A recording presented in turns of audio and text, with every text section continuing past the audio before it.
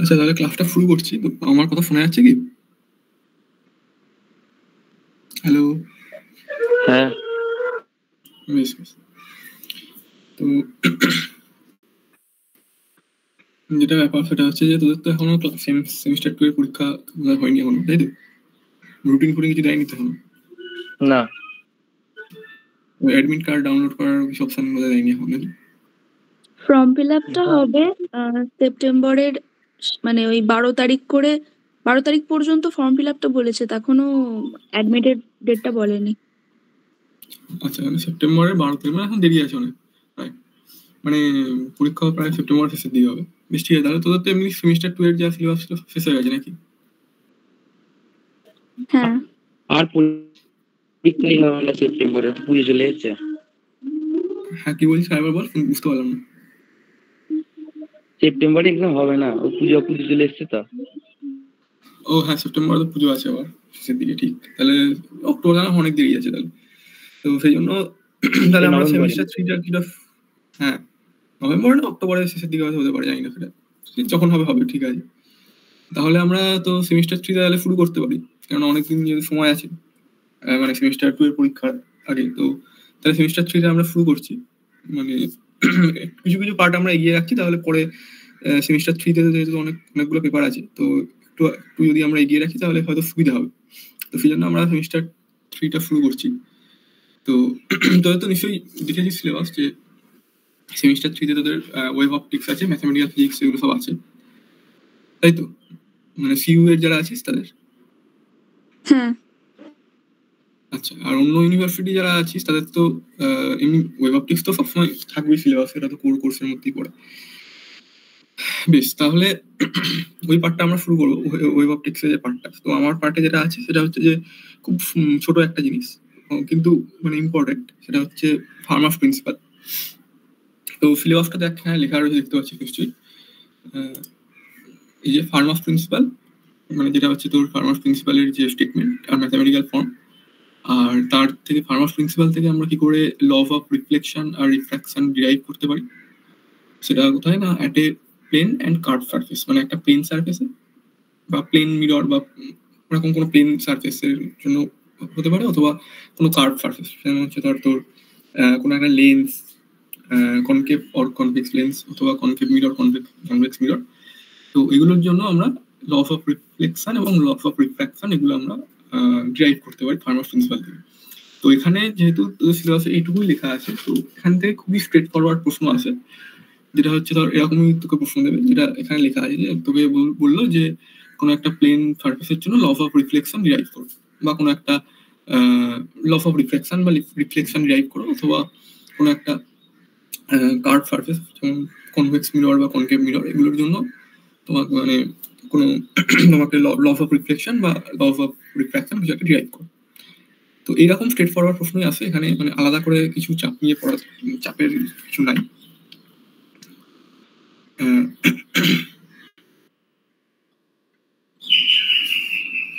তো বই যেগুলো মানে রয়েছে আর কি, বই তো মানে মোটামুটি যেগুলো আছে তোদের,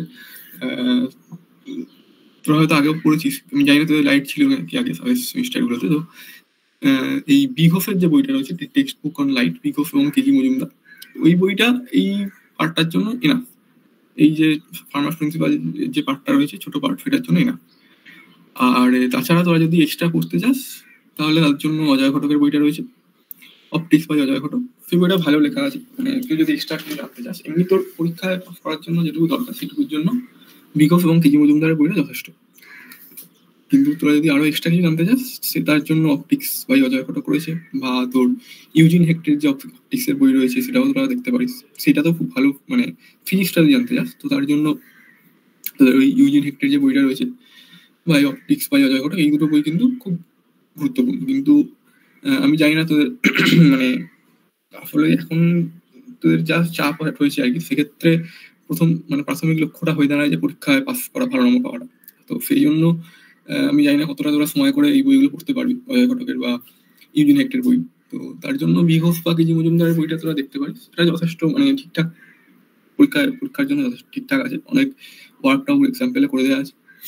তো এই বইগুলো তো দেখতে পারিস।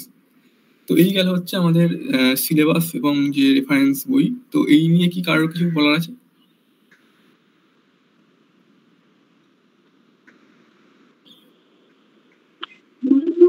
না।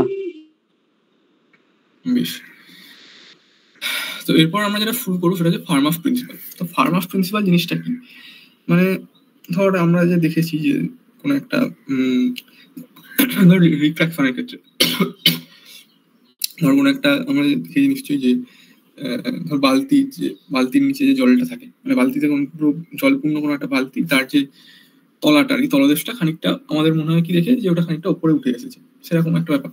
বা আমরা যদি একটা ধর একটা গ্লাস রডকে আমরা যদি কোনো একটা বিকার তার মধ্যে যদি জল নিয়ে সেই গ্লাস রডটাকে যদি ডুবিয়ে দিই, তো সেটা কি দেখি যে ওটা মনে হয় না যে লেন্থটা খানিকটা বেঁকে গেছে, সেটা তো রিফ্র্যাকশনের জন্য হয়, তোরা নিশ্চয়ই জানিস। তো সবসময় লাইট দেখতে পাচ্ছিস যে রিফ্র্যাকশনের ক্ষেত্রে সবসময় লাইট একটা স্ট্রেট লাইন বরাবর চলছে না, ওটা কিন্তু বেন্ড করে আছে খানিকটা। তো এই যে ফেনোমেনা যেগুলো রয়েছে, যে লাইট সবসময় স্ট্রেট লাইন বরাবর চলছে না, বেন্ড করে যাচ্ছে, কিন্তু বেন্ড করে এমন একটা মানে একটা নির্দিষ্ট পাথে নিচ্ছে সবসময়। মানে আমরা কোনো একটা যদি গ্লাস রডকে যদি কোনো একটা বিকার মানে জল ভর্তি বিকারের মধ্যে ডোবাই, তাহলে সবসময় দেখবো কোনো একটা নির্দিষ্ট দিকেই ও বেঁকে গেছে, মানে সবসময় তো ওই দিকটাই আমরা দেখবো, মানে এমন করে হবে না যে ওটা বেঁকে মানে ওরকম স্ট্রেট লাইন না হয় একটা ধর কার্ভ হয়ে গেছে, সেরকম হবে না। কোনো একটা গ্লাস রডকে যদি আমরা জল ভর্তি বিকারের মধ্যে ডুবাই, তাহলে আমরা কখনোই দেখতে পাবো না যে ওই জলের তলায় যে অংশটা রয়েছে মানে গ্লাস রডটার, তো সেটা কোনো একটা কার্ভ বেঁকে গিয়ে কোনো একটা কার্ভ সারফেস মানে কার্ভ শেপ নিয়েছে, সেরকম কিন্তু আমরা কখনোই দেখবো না। আমরা সবসময় এরকম একটা স্ট্রেট সারফেস বা যেমন বেঁকে গিয়ে যেমন একটা নির্দিষ্ট শেপের জিনিস আমরা দেখবো। তো এই জিনিসটা কেন হয়? কারণ এই জিনিসটা এই কারণেই হয় যে লাইট কোনো একটা নির্দিষ্ট পাথ বরাবর চলতে পছন্দ করে। তো এই যে লাইট যে একটা নির্দিষ্ট পাথ বরাবর চলতে পছন্দ করে, তো এই জিনিসটা কে ঠিক করে দেয়? তো এই জিনিসটা যেটা যে প্রিন্সিপাল, ফিজিক্সের যে প্রিন্সিপাল আমাদের ঠিক করে দেয়, তো সেইটাই হচ্ছে আমাদের ফার্মাস প্রিন্সিপাল। তো ফার্মাস প্রিন্সিপাল যে জিনিসটা সেটা আমরা সাধারণত দেখবো যে এটা জিওমেট্রিক্যাল অপটিক্স বা রে অপটিক্স এগুলোর ক্ষেত্রেই আমাদের বেশি মানে ভ্যালিড আর কি। তো তোরা নিশ্চয়ই হাইগেন্স প্রিন্সিপাল জিনিসটা পড়েছিস হয়তো ক্লাস 12-এ, পড়েছিস তো নাকি হাইগেন্স প্রিন্সিপাল? হ্যাঁ। তো হাইগেন্স প্রিন্সিপাল জিনিসটা কার ক্ষেত্রে ছিল? হাইগেন্স প্রিন্সিপাল ছিল হচ্ছে ওয়েভ অপটিক্সের জন্য। তো এখানে আমরা দেখবো ফার্মাস প্রিন্সিপাল যেটা সেটা হচ্ছে আমাদের জিওমেট্রিক্যাল অপটিক্সের জন্য ভ্যালিড। তো জিওমেট্রিক্যাল অপটিক্সের যদি আমরা পড়তে চাই, তাহলে আমাদের জিওমেট্রিক্যাল অপটিক্স বা রে অপটিক্স যদি আমরা পড়তে চাই শুরু করি, তো তার আগে আমাদের জানতে হবে যে রে জিনিসটা কি। তো রে কি কাকে বলছে না, দেখ লেখা রয়েছে এখানে। তো বলছে রে হচ্ছে একটা পাথ মানে লাইটের প্রপাগেশনের একটা পাথ বা লাইট এনার্জি প্রপাগেশনের একটা path in the limit of the wavelength going to zero. তাহলে ওয়েভলেন্থ যখন জিরোর দিকে টেন্ড করছে, তো সেই লিমিটে এনার্জিটা যে পাথ বরাবর প্রপাগেট করছে, তো সেইটাকে আমরা বলবো হচ্ছে রে। তো তোরা কি আগে কখনো গ্রুপ ফেলোসিটি বা ফেস ফেলোসিটি এই জিনিসগুলো পড়েছিস?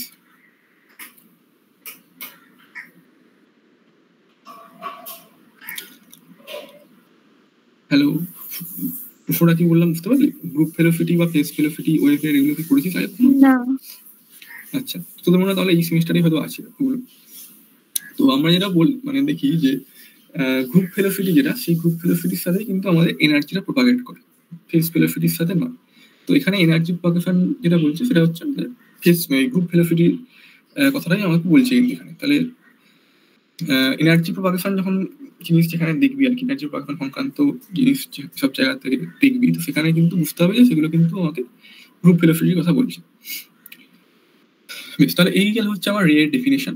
তো এরপর আমরা কি দেখবো না, জিওমেট্রিক্যাল অপটিক্স জিনিসটা কি। তো জিওমেট্রিক্যাল অপটিক্স জিনিসটা কি না, জিওমেট্রিক্যাল অপটিক্স হচ্ছে যে মানে ওয়েভ অপটিক্স এর ক্ষেত্রে কি হয়, ওয়েভ অপটিক্স এর ক্ষেত্রে এমন হয় যে আমরা যে আমাদের যে যেগুলো নিয়ে আমরা ধর এক্সপেরিমেন্ট করি যে যন্ত্রগুলো নিয়ে, তো সেই যন্ত্রগুলোর যে ডাইমেনশন, সেই ডাইমেনশন যে ওয়েভলেন্থ অফ লাইটের ডাইমেনশনের সঙ্গে কম্পেয়ারেবল। ভয়েসটা আসছে না ঠিক। আচ্ছা, এখন শোনা যাচ্ছে? হ্যালো, আসছে কিন্তু খুব লো আসছে। আচ্ছা, আসলে আমার একটু মানে গলায় প্রবলেম হচ্ছে, আমি চেঁচাতে পারছি না নাকি। এখন শোনা যাচ্ছে কি? হ্যালো,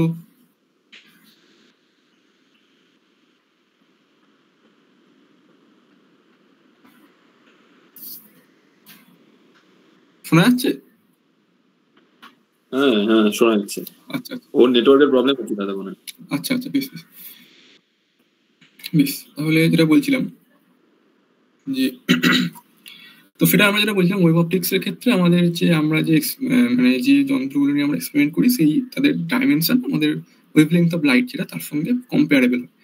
কিন্তু আমরা জিওমেট্রিক্যাল অপটিক্স এর ক্ষেত্রে যেটা দেখবো যে জিওমেট্রিক্যাল অপটিক্স এর ক্ষেত্রে আমরা যে জিনিসগুলো নিয়ে এক্সপেরিমেন্ট করবো যেমন ধরা যাক লেন্স বা মিরর, তো সেগুলো ডাইমেনশন কিন্তু অনেক বড় হয়, মানে অনেক মানে ওয়েভলেংথ অফ লাইটের তুলনায় অনেকটাই বড় হয়। তো সেটাই আমরা এখানে লিখেছি যে ধর ওয়েভলেংথ অফ লাইট যে আমরা ধর যেটা হচ্ছে আমাদের মানে যে দৃষ্টির মানে যেটা আমরা দেখতে পাই আর কি যে লাইটের ওয়েভলেংথের যে রেঞ্জ সেটা হচ্ছে 4000 থেকে 7000 অ্যাংস্ট্রম, মানে 4 × 10⁻⁵ সেন্টিমিটার টু 7 × 10⁻⁵ সেন্টিমিটার। তো এই হচ্ছে আমাদের ওয়েভলেংথ অফ লাইট, মানে যেটা আমরা দেখতে পাই। তো সেটাই আমরা লিখি যে ওয়েভলেংথ অফ লাইট হচ্ছে অর্ডার অফ 10⁻⁵ সেন্টিমিটার, এবং সেটা কি না সেটা হচ্ছে small compare to the dimension of the normal optical instruments like lenses and mirrors, মানে যেগুলো আমরা জিওমেট্রিক্যাল অপটিক্সের ক্ষেত্রে ইউজ করি, যেটা হচ্ছে লেন্স বা মিরর ইত্যাদি জিনিসগুলো। তো সেগুলো ডাইমেনশনের রেসপেক্টে কিন্তু ওয়েভলেংথ অফ লাইট কিন্তু অনেকটাই ছোট। তো তার জন্য কি হয় না, তার জন্য আমরা যেটা করতে পারি যে আমরা ওয়েভলেংথের যে ফাইনাইটনেস সেইটাকে আমরা নেগলেক্ট করতে পারি, মানে আমরা ধরতে পারি যে ওয়েভলেংথটা খুবই নেগলিজিবল আর কি।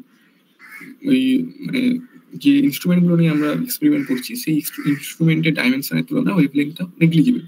তো সেইটা যে সেই যে ব্রাঞ্চটা মানে আমরা অপটিক্সের যে ব্রাঞ্চে এরকম এরকম অ্যাপ্রক্সিমেশন নিয়ে আমরা অপটিক্সের যে ব্রাঞ্চে পৌঁছই সেইটাকে আমরা বলি হচ্ছে জিওমেট্রিক্যাল অপটিক্স।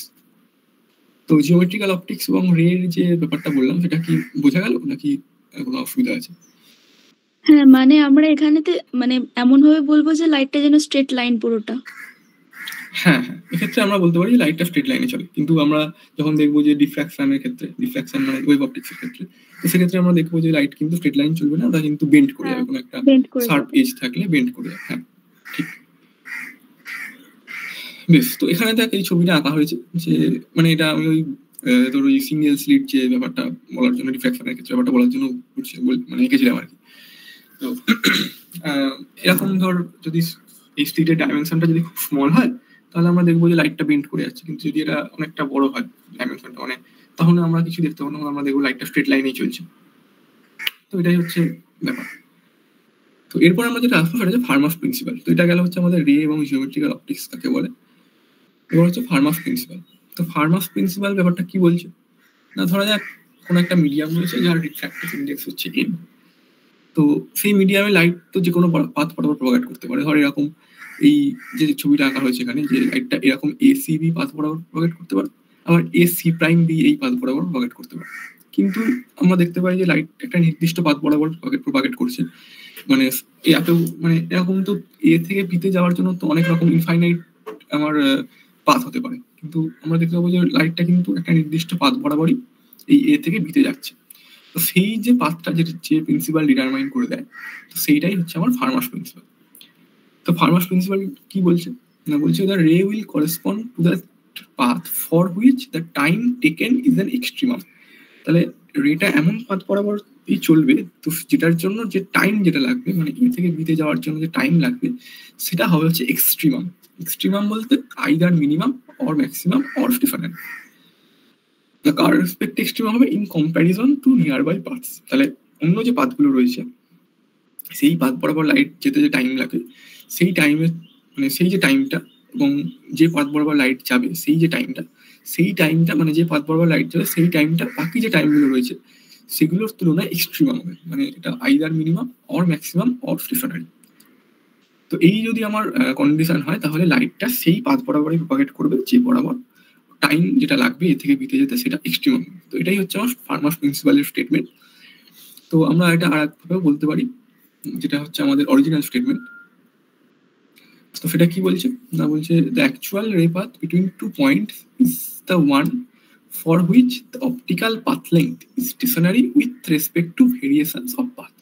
তাহলে এখানে আমরা কি বলছি না, আগেরটার ক্ষেত্রে আমরা বলছিলাম যে টাইমটা আমার এক্সট্রিমাম হবে যে পাথ বরাবর গেলে, আর এক্ষেত্রে আমরা বলছি যে যে অপটিক্যাল পাথ লেংথ যেটা হবে সেটা হচ্ছে আমার স্টেশনারি হবে কার রেসপেক্টে না with respect to the variations of the path. মানে আমার অনেকগুলো পাথ আছে, তো আমাদের যে পাথের রেসপেক্টে আমার পাথ লেংথটা অপটিক্যাল পাথ লেন্থ যেটা সেটা স্টেশনারি হবে বা টাইমটা আমার এক্সট্রিমা হবে, তো সেইটাই হচ্ছে আমার নির্দিষ্ট পাথ বরাবর লাইট প্রপাগেট করবে। তো এই দুটোই হচ্ছে তোর ইকুইভ্যালেন্ট স্টেটমেন্ট। আচ্ছা, কেউ কিছু বলছিস? দাদা বলছি স্টেশনারি ব্যাপারটা একটু বোঝাবে। স্টেশনারি বলতে আমরা যেটা বলি যে ধর যদি আমাদের টাইম যেটা লাগে মানে এ থেকে বিতে যেতে যে আমার টাইম লাগে, তো সেই টাইমটা হচ্ছে আমার যে ধর এরকম মানে এক্সট্রিমাম বলতে আমরা কি বোঝাই? এক্সট্রিমাম মানে হচ্ছে আমার ধর ডিটি ডিএক্স ইকুয়াল টু 0, তো এটা হচ্ছে আমার এক্সট্রিমাম। তো এক্সট্রিমাম মানে তার মধ্যে মিনিমাম থাকছে, ম্যাক্সিমাম থাকছে, স্টেশনারি থাকছে। এবার স্টেশনারি বলতে আমরা যেটা বলি যে তাহলে আমার ডিটি টু ডিএক্স স্কোয়ার যেটা, সেটাও কিন্তু আমার এরকম 0 আসবে। তো এইটা হচ্ছে আমার আচ্ছা, মানে যেটা হচ্ছে তোর ওই ইয়ের পয়েন্ট মানে ইনফ্লেকশন পয়েন্ট বা ফ্যারেল পয়েন্ট যে ব্যাপারগুলো ওইটা ওই জিনিসটাকে বোঝাচ্ছে। বুঝতে পেরেছি। হ্যাঁ, ম্যাক্সিমাম মিনিমাম মানে আসল তোর কন্ডিশন হচ্ছে এইটা হচ্ছে তোর কন্ডিশন। তার জন্য তোর ম্যাক্সিমাম মিনিমাম বা স্টেশনারি এই ব্যাপারগুলো আসবে। মানে তোকে হতে হবে এক্সট্রিমাম হতে হবে, এরকম ব্যাপার নয় যে তোকে ম্যাক্সিমাম হতে হবে মিনিমাম হতে হবে, বা মানে ম্যাক্সিমাম মিনিমাম স্টেশনারি তিনটেই হতে পারে। তার জন্য মানে তিনটের ক্ষেত্রে যে কন্ডিশনটা স্যাটিসফাই করে সেটা হচ্ছে এই কন্ডিশনটা। বুঝা গেল? হ্যাঁ, তো এটা গেল হচ্ছে আমাদের যে ফার্মাস প্রিন্সিপালের স্টেটমেন্ট। তো এবার আমরা যদি ম্যাথামেটিক্যাল ফর্মটা দেখি, তো ম্যাথামেটিক্যাল ফর্ম কি বলছে না, ধর এরকম একটা মিডিয়াম রয়েছে যার রিফ্র্যাক্টিভ ইন্ডেক্স হচ্ছে n। তো এরকম এ থেকে বি বরাবর লাইট প্রপাগেট করছে, একবার যাচ্ছে এ সি বি বরাবর, একবার যাচ্ছে এ সি প্রাইম বি বরাবর।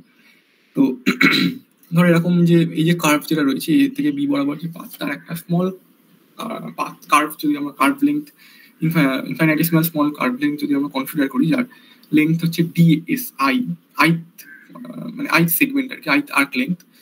তো সেটার জন্য আমাদের তাহলে যে পাথ যেটা হবে মানে যেহেতু রিফ্র্যাক্টিভ ইন্ডেক্স n রয়েছে, তাহলে কি হবে না, তাহলে তার যে পাথ লেন্থ যেটা সেটা হবে হচ্ছে ni ইন্টু ডিএসআই, তাই তো? এটাই বোঝা গেল? না এটা বুঝতে পারলাম। আচ্ছা, বেশ। তো ধর একটা রিফ্র্যাক্টিভ ইন্ডেক্স রয়েছে, মানে ধর একটা পাথ রয়েছে যেটাতে ধর এরকম এ থেকে বি বরাবর প্রপাগেট করছে লাইট। তো সেখানে হচ্ছে তোর ধর এনটা হচ্ছে 1, ধর এরকম পাথ রয়েছে, এরকম ধর এটা হচ্ছে ডিএস আইথ সেগমেন্ট, তো এখানে n ইকুয়াল টু 1। তো সেক্ষেত্রে তোর পাথ লেন্থ কত হবে? ডিএসআই এইটুকুর জন্য। অপটিক্যাল পাথ দিয়ে বলছে। আচ্ছা, বুঝতে পেরেছি। অপটিক্যাল পাথ বলছি।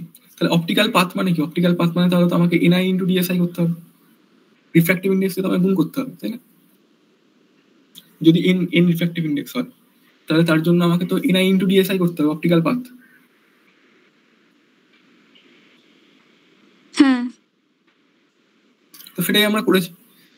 তাহলে এরকম যদি এই স্মল সেগমেন্ট যেটা রয়েছে যেটার লেন্থ হচ্ছে অপটিক্যাল পাথ লেন্থ হচ্ছে এনআই ইন্টু ডিএসআই, তো এইটা হচ্ছে অপটিক্যাল পাথ। তাহলে এইটা মানে এখান থেকে এইটুকু যেতে তাহলে টাইম কত লাগবে? লাইটের যে স্পিড সেটা দিয়ে আমাকে ভাগ করতে হবে, তাহলে সেটা আমি টাইমটা পাবো। মানে ধর ডিটিআই যেটা, তাহলে ডিটিআই কত হবে? ডিটিআই সমান হচ্ছে NI DSI divided by C, লাইটের স্পিড যেটা, তাই তো? হ্যাঁ। তো আমাকে কি করতে হবে না, ফার্মাস প্রিন্সিপাল অনুযায়ী আমার এই যে টাইমটা রয়েছে এই টাইমটাকে আমার মিনিমাম হতে হবে। মানে এর যে টোটাল টাইমটা, আমি তো আইথ সেগমেন্ট যে টাইমটা লাগে সেটা আমি বললাম, তো এটার যে সামটা, তো এইটাকে আমার মিনিমাম হতে হবে। তো সেটাই আমরা এখানে লিখেছি যে এটার সাম মানে এটারও সাম। তো সেটাই ম্যাক্সিমাম বা স্টেশনারিও তো হতে পারে। হ্যাঁ, মানে তোর এটা হবে হচ্ছে তোর ডিটি ডিএক্সআই ইকুয়াল টু, মানে যেটা আমি এখানে লিখেছি ডিটিআই ডিএক্সআই ইকুয়াল টু 0। এটা হচ্ছে আমার কন্ডিশন, ওটাই হচ্ছে আমার কন্ডিশন। ওইটাই আমি মানে কার্ভেচার গুলো আমি দেখবো না, আমি জাস্ট শুধু এই স্লোপটা দেখবো, স্লোপটা ডিটি ডিএক্স ইকুয়াল টু 0, এটাই আমার মানে এটাই হচ্ছে আমার কন্ডিশন ফার্মাস প্রিন্সিপালের জন্য।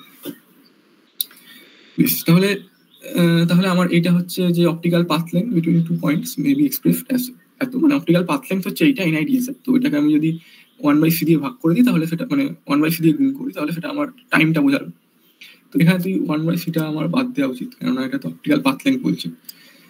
বেশ, তাহলে এটা হচ্ছে একটা তো ডিসক্রিট মিডিয়ামের জন্য আমরা এরকম আইথ সেগমেন্ট মানে সেগমেন্টে ভাগ করে নিয়েছি। তো এবার যদি ওটা ইনফাইনাইটেসিমাল ইনফাইনাইটেসিমালি স্মল হয় ওই সেগমেন্টগুলো, ডিএসআই গুলো যদি খুব স্মল হয় তাহলে সেটা আমার ইন্টিগ্রেশনে কনভার্ট হয়ে যাবে, যদি if N varies continuously over the path, হ্যাঁ তাই তো?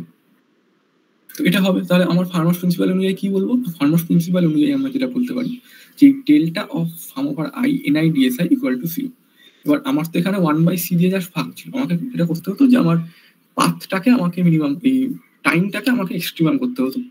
তো এখানে 1/c দিয়ে ভাগ ছিল এবং সিটা আমার কনস্ট্যান্ট, তো তার জন্য আমি বলতে পারি যে এই পাথ লেন্থ যেটা রয়েছে, অপটিক্যাল পাথ লেন্থ, তো সেইটাই আমাকে এক্সট্রিমাম হতে হবে, কারণ এক্ষেত্রে আমার যেহেতু সিটা কনস্ট্যান্ট, সেই জন্য আমরা বলছি যে delta of some over I N I DSI equal to 0।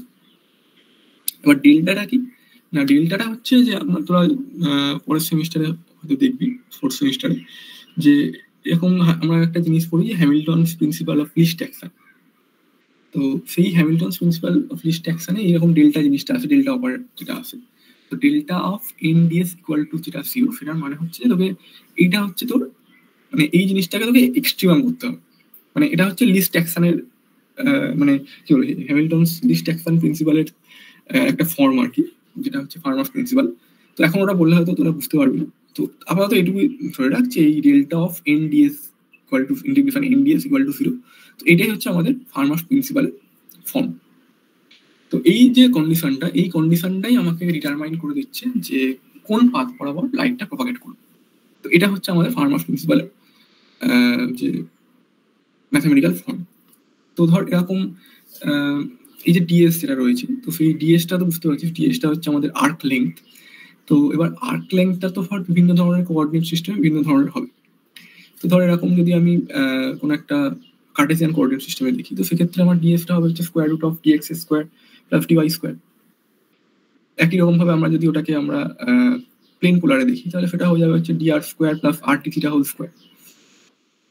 এটা বোঝা গেল কি? হ্যাঁ।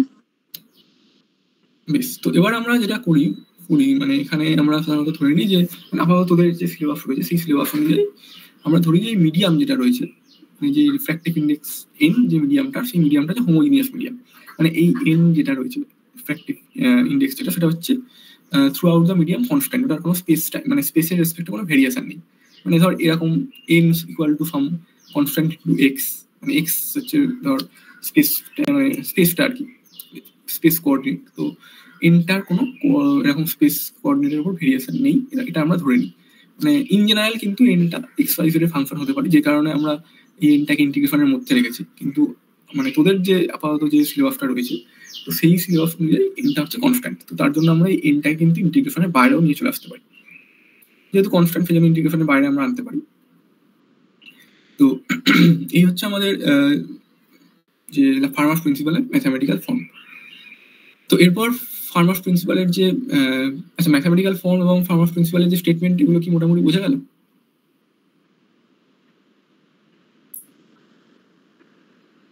দাদা বলছি এনটা যদি কনস্ট্যান্ট হয় তাহলে তো এনটা বাইরে বেরিয়ে আসবে বললে, তাহলে ওটা কি হবে N delta integration DS equal to 0 এরকম ফর্ম আসবে?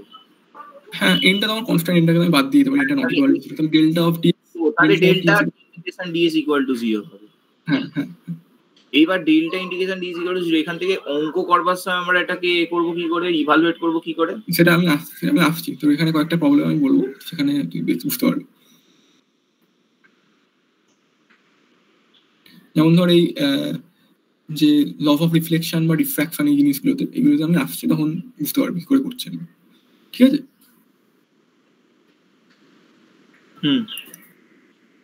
বেশ, তো এই জিনিসটা যদি ক্লিয়ার থাকে তাহলে আমরা ফার্মাস প্রিন্সিপাল থেকে কয়েকটা আমরা দেখতে পারি কয়েকটা তো রয়েছে আর কি, মানে ওর যে অ্যাপ্লিকেশন যেগুলো রয়েছে ফার্মাস প্রিন্সিপালের দু একটা, এগুলো থেকে আমাদের 2 নম্বরের কিছু কোশ্চেন দিতে, 2 মার্কসের বা 3 মার্কসের কিছু কোশ্চেন দিতে পারে, যে এখান থেকে দেখাও যে মানে রেক্টিলিনিয়ার প্রপাগেশন অফ লাইট যে ফার্মাস প্রিন্সিপালকে ওবে করছে সেটা তুমি দেখাও। তো এরকম টাইপের কিছু প্রশ্ন দিতে পারে। তো রেক্টিলিনিয়ার প্রপাগেশন অফ লাইট তোরা তুমি সবাই জানিস নিশ্চয়ই, যে light move from one point to another in a homogeneous medium, then Fermat's principle implies that the path of the ray between the 2 points should be least. যেটা আমি বলছিলাম যে যদি হোমোজিনিয়াস মিডিয়াম বরাবর প্রপাগেট করে, তো হোমোজিনিয়াস মিডিয়াম বরাবর যদি প্রপাগেট করে তাহলে বুঝতেই পারছিস এনটা হচ্ছে কনস্ট্যান্ট, যেটা তুই একটু আগে বললি যে এনটা তাহলে বাইরে চলে যাবে, তাহলে delta of DS integration DS equal to 0 হয়ে যাবে। তাহলে delta of integration DS equal to 0 মানে কি? তাহলে পাথটাকে লিস্ট হতে হবে, পাথটা মিনিমাম হতে হবে। তো সেটাই আমরা বলেছি যে Fermat's principle implies that the path of the ray between the 2 points should be least। তাহলে পাথ যেটা সেইটাকে আমাকে লিস্ট হতে হবে। তাহলে এই লিস্ট পাথ যেটা হয়, মানে ধর আমরা তোরা কি জানিস যে ধর একটা এরকম 2 ডাইমেনশনাল যদি আমাদের সারফেস থাকে, 2 ডাইমেনশনাল প্লেন যদি হয়, তো সেটার ক্ষেত্রে ধর এরকম এ একটা পয়েন্ট, বি একটা পয়েন্ট, সেই পয়েন্টের জন্য যে মানে লিস্ট পাথ লেন্থ সেটা কি হয়? স্ট্রেট লাইন হয়, সেটা তো নিশ্চয়ই জানিস, স্ট্রেট লাইন হবে। হ্যাঁ, যেটা আমি ধর এখানেও এঁকেছি। তো এই স্ট্রেট লাইন বরাবর, তাহলে সেটাই বলছি যে যদি হোমোজিনিয়াস মিডিয়াম হয়, তাহলে হোমোজিনিয়াস মিডিয়ামের ক্ষেত্রে আমার রিফ্র্যাক্টিভ ইন্ডেক্স হচ্ছে কনস্ট্যান্ট, তাহলে আমার ডেল্টা অফ ইন্টিগ্রেশন ডিএস হচ্ছে 0। তাহলে আমাকে কি করতে হবে না, পাথ লেন্থ যেটা সেইটাকে আমাকে লিস্ট হতে হবে। তো পাথ লেন্থ যদি লিস্ট হয়, তাহলে পাথ লেন্থ লিস্ট কোনটার ক্ষেত্রে? স্ট্রেট লাইনের জন্য পাথ লেন্থ লিস্ট হয়, সবথেকে কম হয় হচ্ছে স্ট্রেট লাইনের জন্য। তাহলে যদি কোনো একটা হোমোজিনিয়াস মিডিয়াম হয়, তাহলে সেই হোমোজিনিয়াস মিডিয়ামে লাইট সবসময় স্ট্রেট লাইন বরাবর ফ্লো করবে, স্ট্রেট লাইন বরাবর প্রপাগেট করবে।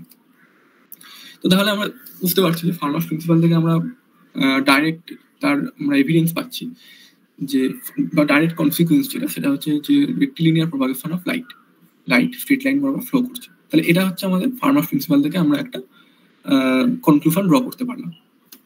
তো এটা কি বোঝা গেল রেক্টিলিনিয়ার প্রপাগেশন অফ লাইট কি করে আসছে ফার্মাস প্রিন্সিপাল থেকে? হ্যাঁ। দাদা বলছি Yes. রেক্টিলিনিয়ার হ্যাঁ। প্রপাগেশন কি জিওমেট্রিক্যাল অপটিক্স কে ইমপ্লাই করছে নাকি?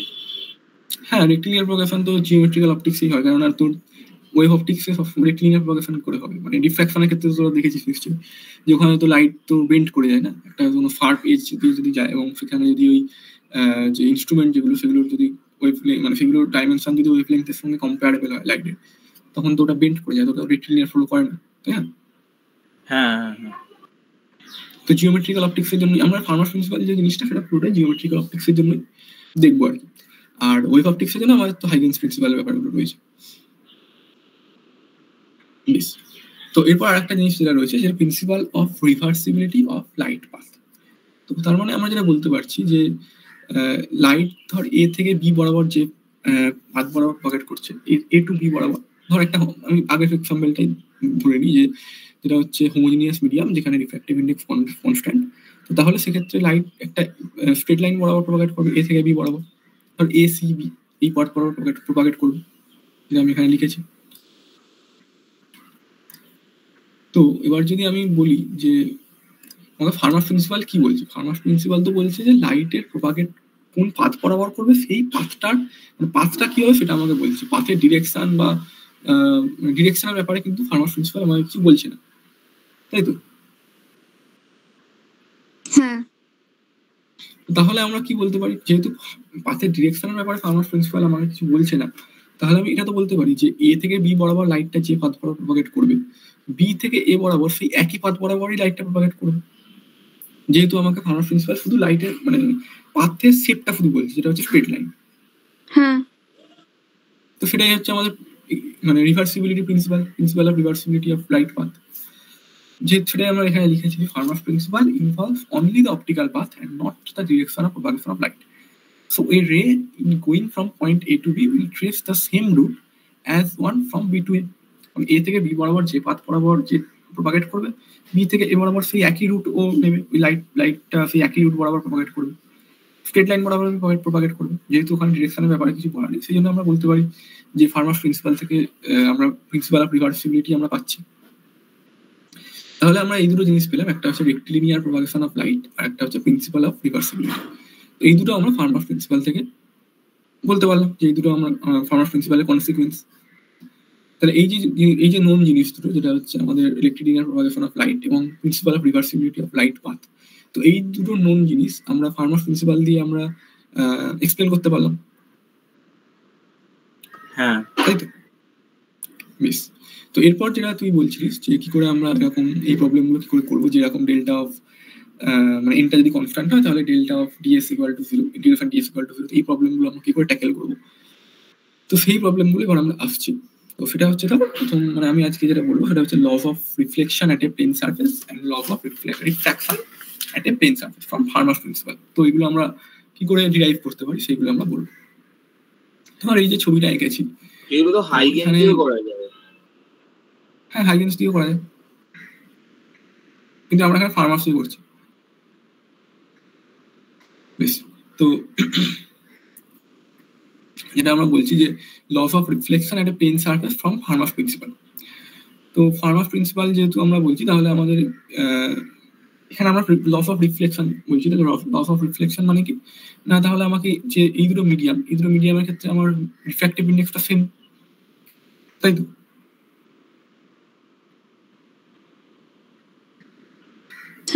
রিফ্লেকশনের ক্ষেত্রে তো রিফ্র্যাক্টিভ ইন্ডেক্স দুটো মিডিয়ামের সেম হয়, মানে একই মিডিয়ামেই তো আমার রিফ্লেকশন।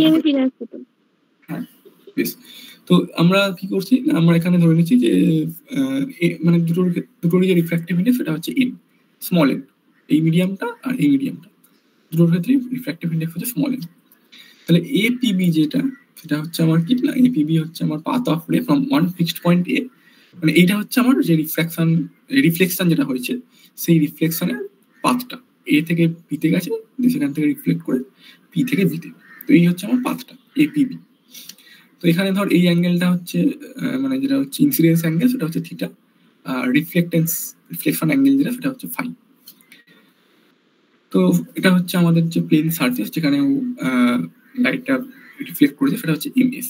তো এম এর যে কোঅর্ডিনেট সেটা হচ্ছে x10 আর এস এর কোঅর্ডিনেট হচ্ছে x20, আর এই পি যে পয়েন্টটা, সেই পি পয়েন্টটার কোঅর্ডিনেট হচ্ছে x0। আমরা ধরে নিচ্ছি ধর কোনো একটা ফিক্সড অরিজিন রয়েছে O00, তার রেসপেক্টে আমরা এই কোঅর্ডিনেটগুলো আমরা অ্যাসাইন করেছি। তো এবার আমরা কি করব না, এই যে এ পয়েন্টটা ছিল, এই এ পয়েন্টটা থেকে আমরা একটা পারপেন্ডিকুলার ড্র করলাম। এই পয়েন্টটা থেকে আমরা একটা পারপেন্ডিকুলার এই এম পয়েন্টে ড্র করলাম, এটা হচ্ছে এম, তার লেন্থ হচ্ছে y1। তো সেক্ষেত্রে তাহলে আমার এ যে পয়েন্টটা, সেই এ পয়েন্টটার কোঅর্ডিনেট কত হবে না, যেহেতু এটা বুঝতে পারছিস এম এর এক্স কোঅর্ডিনেট হচ্ছে x1, তাহলে এ এর এক্স কোঅর্ডিনেট x1 হবে। কিন্তু এই এম থেকে যে এ এর যে লেন্থ মানে y মানে যে হাইটটা আর কি, সেটা হচ্ছে y1। তাহলে এ এর যে y কোঅর্ডিনেট সেটা হবে হচ্ছে y1। তাহলে এ এর কোঅর্ডিনেট কি হলো না, x1 y1। সিমিলারলি আমরা বি থেকে একটা পারপেন্ডিকুলার ড্র করলাম এস বরাবর, বিএস, তার লেন্থ হচ্ছে মানে হাইট হচ্ছে y2। তাহলে বি এর কোঅর্ডিনেট আমার হয়ে গেল x2 y2। তাহলে আমরা এই কোঅর্ডিনেটগুলো পেয়ে গেলাম, যেটা হচ্ছে আমার এ পি বি এর কোঅর্ডিনেট আর এম এস এগুলোর কোঅর্ডিনেট আমরা জেনে গেলাম। তো তাহলে ছবিটা ক্লিয়ার হলো কি? হ্যাঁ বেশ, তো এবার কি বলছি না, if the points A and B are fixed. তাহলে এ আর বি এই পয়েন্টগুলো আমার ফিক্সড, এ পি বি। তাহলে এ আর বি পয়েন্ট যদি আমার ফিক্সড হয়, তাহলে আমি এ থেকে যে পারপেন্ডিকুলার ড্র করছি বা বি থেকে যে পারপেন্ডিকুলার ড্র করছি যে পয়েন্টে এম আর এস এই পয়েন্টে, তাহলে এম আর এস এই পয়েন্টগুলো ফিক্সড হবে, ঠিক? হ্যাঁ তো সেটা যদি হয়, তাহলে আমার এম এস যে লেন্থটা, সেই এম এস লেন্থটা আমার কনস্ট্যান্ট হবে। সেটাই আমরা খেয়াল লিখেছি, এম এস হচ্ছে x2 - x1, সেটা হচ্ছে আমার কনস্ট্যান্ট। তো এবার আমি তাহলে পিএমটা বার করবো। আমার এখানে তাহলে দেখতে পাচ্ছি, কারণ আমার দুটো ত্রিভুজ হচ্ছে, দুটো তোর রাইট অ্যাঙ্গেল ট্রায়াঙ্গেল আসছে, সেটা হচ্ছে একটা এএমপি আর একটা বিপিএস। এই দুটো আমার রাইট অ্যাঙ্গেল ট্রায়াঙ্গেল আসছে। এই দুটো থেকে আমাকে মানে এই দুটো রাইট অ্যাঙ্গেল ট্রায়াঙ্গেলকে আমার কনসিডার করতে হবে আমাদের যে বাকি যে ক্যালকুলেশনের জন্য।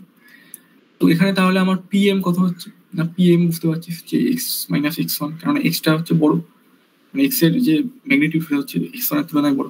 তাহলে x - x1 হচ্ছে পিএম, আর এসপি হচ্ছে x2 - x। তো সেটাই আমরা এখানে লিখেছি। তো এবার কি হবে না, এবার আমরা ফার্মাস প্রিন্সিপালটা অ্যাপ্লাই করব, যেটা হচ্ছে if the ray of light goes from A to B via the point P. তাহলে এ থেকে বি বরাবর যদি লাইট রেটা প্রপাগেট করে পি পয়েন্ট হয়ে on the reflecting surface, then the time T taken for this purpose is. তাহলে total time কত লাগবে, এ পি বি এই যে অপটিক্যাল পাথ লেন্থ, এই পাথ লেন্থে বরাবর প্রপাগেট করতে লাইটের টাইম কত লাগবে। বুঝতেই পারছিস যে এ থেকে পি বরাবর প্রপাগেট করতে যে টাইম লাগবে, সেটা হচ্ছে n/c ইন্টিগ্রেশন অফ এপি, মানে A to P integration of dx, মানে এটা এই জিনিসটা। ঠিক, এটা কি বোঝা গেল? হ্যাঁ বুঝতে পেরেছি। একই রকম ভাবে পি থেকে বি বরাবর যেটা লাগবে টাইম, সেটা হচ্ছে n/c P to B integration DS. তো এটা হচ্ছে আমার দুটো টাইম, দুটো আমরা যোগ করে আমরা টোটাল টাইম যেটা লাগবে সেটা আমরা পাবো। তো এবার আমরা যদি ডিএসটা বার করতে চাই, মানে A to integration of A to P ds, মানে হচ্ছে এই লেন্থটা, এই লেন্থটা যদি আমরা বার করতে চাই, তো এই লেন্থটা বার করার জন্য কি আমাদের ওই ইন্টিগ্রেশনটা করার প্রয়োজন পড়বে, নাকি আমরা এই যে রাইট অ্যাঙ্গেল ট্রায়াঙ্গেলটা কনসিডার করেই আমরা বলতে পারবো যে এটা লেন্থ কত হবে? একজন বল, আনমিউট করে। x root over of x1 minus x তার whole square plus y1 square, আর একটা হবে root over of x minus x2 তার whole square plus y2 square, এরকম কিছু। হ্যাঁ ঠিক, তাহলে আমাদের ইন্টিগ্রেশনটা করার প্রয়োজনই পড়ছে না। মানে হাইপোটেনিউসের লিখতে হবে দুটো ট্রায়াঙ্গেল। হাইপোটেনিউসের যে লেন্থ, হ্যাঁ ওটাই আমরা পাচ্ছি, এটাই আমরা লিখেছি যে x minus x1 whole square plus y1 square আর x minus x2 whole square plus y2 square. তাহলে আমরা এই ইন্টিগ্রেশনটা করতে পারলাম। তাহলে এটা কি বোঝা গেল কি করে ইন্টিগ্রেশনটা হলো? তুই যে জিজ্ঞাসা করছিস। বেশ, তো তাহলে আমরা যদি এবার এগুলোকে বসিয়ে দিই, আমাদের যে এই ফর্মটা টি এর যে ফর্মটা রয়েছে 1 নম্বর ইকুয়েশন যেটা, সেটাকে আমরা বসিয়ে দিই, তাহলে আমরা পেয়ে গেলাম এটা যে x minus x1 whole square plus y1 square plus square root of x minus x2 whole square plus y2 square. এবার এখানে যেটা লক্ষণীয় বিষয় সেটা হচ্ছে, দেখ এখানে কিন্তু ভ্যারিয়েবল যেটা, সেই ভ্যারিয়েবলটা হচ্ছে কিন্তু আমার x। এই p পয়েন্টটা কোথায় হবে এটা কিন্তু ভ্যারিয়েবল, মানে p এর কিন্তু যে পজিশনটা সেটা কিন্তু এখানে না হয় এখানেও হতে পারতো, এখানেও p পয়েন্টটা হতে পারতো। সেক্ষেত্রে আমরা ওখানে আমরা ওটা বলতাম x0, x0 হচ্ছে p পয়েন্টের কোঅর্ডিনেট। তো x-টা কিন্তু আমার ভ্যারিয়েবল, বাকি যেগুলো রয়েছে x1 বল বা x2 বল বা y1 y2 বল, এগুলো কিন্তু সব ফিক্সড। হ্যাঁ, m আর s এর মাঝে যে কোনো জায়গায় হতে পারে, m আর s এর মাঝে যে কোনো জায়গায় হতে পারে। তাহলে x-টা হচ্ছে আমার variable, x1 y1 x2 y2 এগুলো সব ফিক্সড। তাহলে আমাকে যেটা করতে হবে, যে ফার্মাস প্রিন্সিপাল আমাকে যেটা বলছে যে dt dx কে আমাকে 0 করতে হবে। তাহলে যেহেতু x টা ভ্যারিয়েবল, সেই জন্য আমরা বলছি dt dx, মানে এটাকে আমাকে 0 করতে হবে। তো আমরা সেটা এখানে আমরা dt dx তাহলে ডিটারমাইন করে নিয়েছি। ফার্স্ট dt dx কত আসছে, dt dx আসছে হচ্ছে এরকম। তো এবার ফার্মাস প্রিন্সিপাল অনুযায়ী কি বলছে না, যেটা আমি বললাম যে following the path in which the time t required will be either maximum or minimum or temporary, মানে অর্থাৎ হচ্ছে dt dx কে আমাকে 0 হতে হবে। dt dx কে যদি আমরা 0 করি, তো dt dx 0 করলে আমরা তাহলে এই ইকুয়েশন থেকে আমরা কি পাচ্ছি না, এটা আমরা 0 করে দিচ্ছি। তাহলে আমরা যেটা পাচ্ছি সেটা হচ্ছে এরকম, x minus x1 divided by square root of x minus x1 whole square plus y1 square equal to x2 minus x divided by square root of x minus x2 whole square plus y2 square। এবার যেটা হবে যে ধর angle যেগুলো রয়েছে, এই যে theta angle, দেখ এখানে এই ইনসিডেন্স অ্যাঙ্গেলটা থিটা, এখানে রিফ্লেক্টেন্স অ্যাঙ্গেল বা রিফ্লেকশন অ্যাঙ্গেল হচ্ছে ফাই। তাহলে এই যে অ্যাঙ্গেলটা, এই অ্যাঙ্গেলটা আর এই অ্যাঙ্গেলটা হচ্ছে তো বিপরীত কোণ, তাই তো? এই দুটো অ্যাঙ্গেল বিপরীত কোণ, একান্তর আমরা বাংলায় আচ্ছা হ্যাঁ একান্তর কোণ না, আচ্ছা না এটা একান্তর কোণ, এটা বিপরীত কোণ দেবো। এরকম জিনিস একান্তর কোণ তো এইরকম হয়, এইটা আর এটা একান্তর কোণ হয়তো নাকি না, এটা অনুরূপ না অনুরূপ। আচ্ছা আচ্ছা এটা হ্যাঁ বেশ বেশ বিপ্রদীপ তো দুটো ক্রস করলে একটা পয়েন্টের অপোজিটে দুটো কোণকে বিপ্রদীপ। আচ্ছা এই জিনিসটা বলছিস তাই তো? এইটা বিপ্রদীপ। হ্যাঁ বেশ বেশ, সরি ভুলে গেছিলাম আমি। যাই হোক, এটা তাহলে একান্তর কোণ।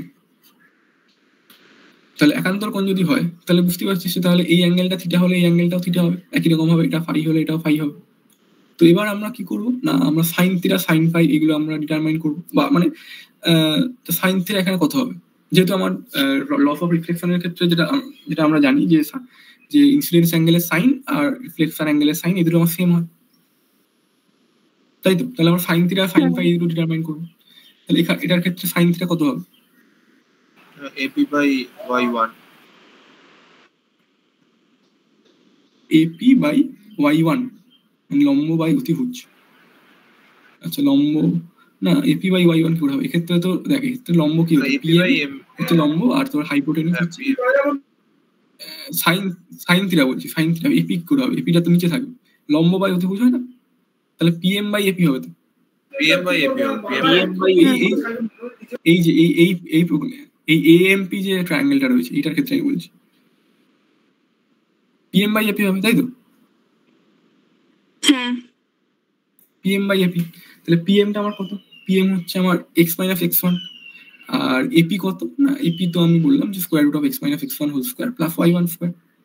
তো সেটা হচ্ছে আমার সাইন থিটা। একই রকম ভাবে আমরা যদি সাইন ফাই বার করি, তো সাইন ফাইটা কত হবে না, সাইন ফাই হচ্ছে বিপি। পিএস বাই বিপি, তাই তো? পিএস বাই পিবি বা বিপি একই ব্যাপার। তো তার মানে সেটা হচ্ছে x2 minus X divided by square root of x2 minus X এর whole square plus y2 square. ঠিক তো? তো দেখ এখানে আমরা কি পাচ্ছি, এখানে আমরা তাই পাচ্ছি যে x minus x1 divided by square root of x minus x1 whole square plus y1 square, আর এদিকে পাচ্ছি হচ্ছে x2 minus X divided by square root of x minus x2 whole square plus y2 square. তাহলে এটা হচ্ছে আমার sine theta, আর এটা হচ্ছে আমার সাইন ফাই, যেটা আমরা এখানে ডিফাইন করেছি। x1 y1 y2 এগুলো সব কনস্ট্যান্ট তো? হ্যাঁ, এগুলো সব কনস্ট্যান্ট। এখানে মানে ভেরিয়েবল শুধু ডেরিভেটিভ এটা হচ্ছে ভেরিয়েবল। হ্যাঁ, তাহলে আমরা এখানে কি পেলাম, সাইন থিটা সমান সাইন ফাই পেয়ে গেলাম, যেটা হচ্ছে theta equal to phi. Angle of incidence, second law of reflection, theta angle of incidence theta equal to angle of reflection phi. তাহলে এই পার্টটা কি বোঝা গেল, কি করে আমরা সেকেন্ড ল অফ রিফ্লেকশন পেলাম? হ্যাঁ, বোঝা গেছে। এবার যেটা হবে, ফার্স্ট ল অফ রিফ্লেকশন কি বলে না, ফার্স্ট ল অফ রিফ্লেকশন যেটা বলে যে ইনসিডেন্স রে রিফ্লেক্টেন্স রে আর যে পারপেন্ডিকুলার, যেটা মানে যে ইনসিডেন্ট পয়েন্টে যে ড্র করা যে পারপেন্ডিকুলার, সেগুলো একই প্লেনে থাকে। তো এটা হচ্ছে ফার্স্ট ল অফ রিফ্লেকশন। তো সেটা এবার আমরা প্রমাণ করবো। তো সেটা কি করে প্রমাণ করবো?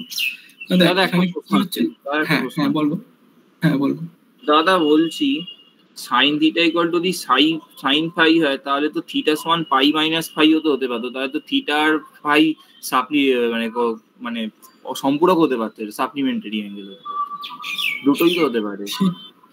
থিটা আর ফাই সাপ্লিমেন্টারি, মানে সাইন পাই মাইনাস ফাই বলছিস?